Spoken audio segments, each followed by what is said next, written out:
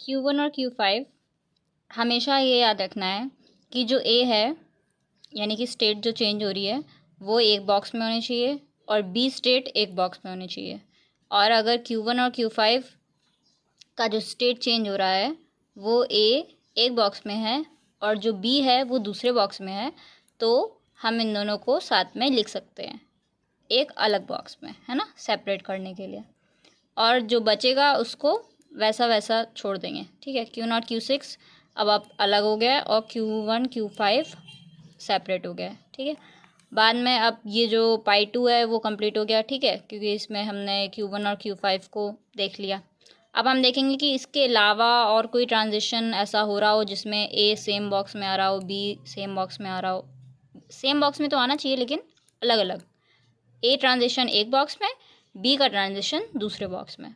यानी कि बॉक्स यानी कि ट्रांजिशंस ही हैं वो भी, लेकिन ऐसे ट्रांजिशंस होने चाहिए जो कि सेपरेट हैं, ठीक है।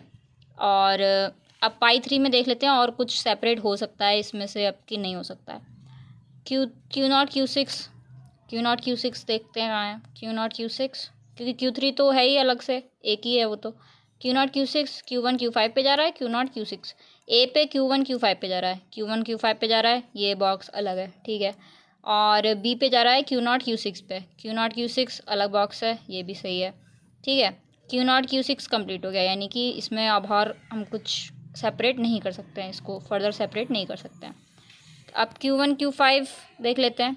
Q1 Q5 Q0 A पे Q0 पे जा रहा है Q1, और Q5 जा रहा है Q6 पे, Q0 Q6 फिर से वही आ गया, ठीक है। ऐसे बस ये हम इसको चेक कर लेंगे और हमें पता चलेगा कि ये और ये जब सेम हो जाएंगे तो इसके बाद ये कंप्लीट हो जाएगा, ठीक है। अब ये हम लिख देंगे कि पाई 2 और पाई 3 सेम है, इसलिए हमारा ट्रांजिशन यानी कि हमारा जो मिनिमाइजेशन है वो कंप्लीट हो गया है। और इसके बाद अगर आप चाहो तो इसको टेबल से भी रिप्रेजेंट कर सकते हैं, ठीक है।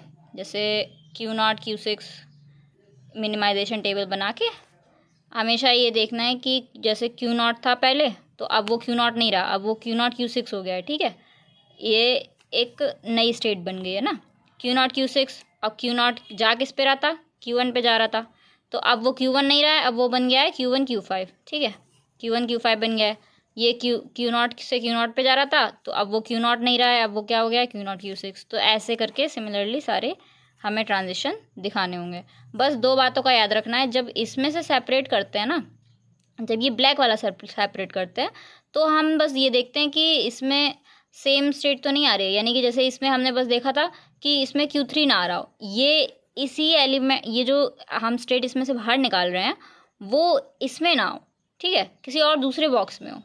पर जब ये सेपरेट करते हैं तब देखते हैं कि A अलग हो और B अलग हो, A एक बॉक्स में हो ट्रांजिशन और B का बॉक्स अलग हो ट्रांजिशन का। When you separate they should have a A and B belong to the same box, यानी कि A और B जो है वो सेम बॉक्स में, अगर दो ट्रांजिशंस अगर Q0 Q2 हैं, अगर इनका ट्रांजिशन A जो है, इनका A ट्रांजिशन एक बॉक्स में है और B ट्रांजिशन दूसरे बॉक्स में है, तो ये दोनों साथ में लिखे जा सकते हैं, ठीक है।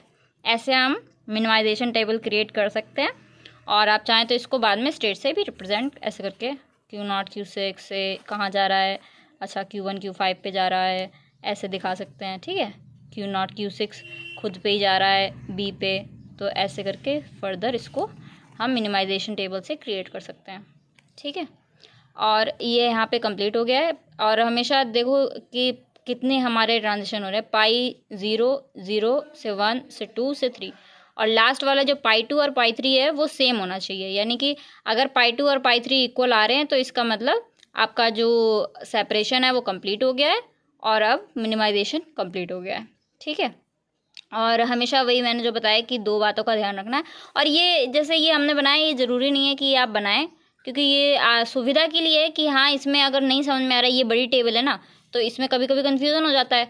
और ये जैसे हमने अलग करी है तो Q2 Q4 Q7 हमें पता है कि हाँ इसमें से बाहर आएंगी ये, और Q1 Q5 जैसे इसमें से बाहर आएगी, पता है हमें।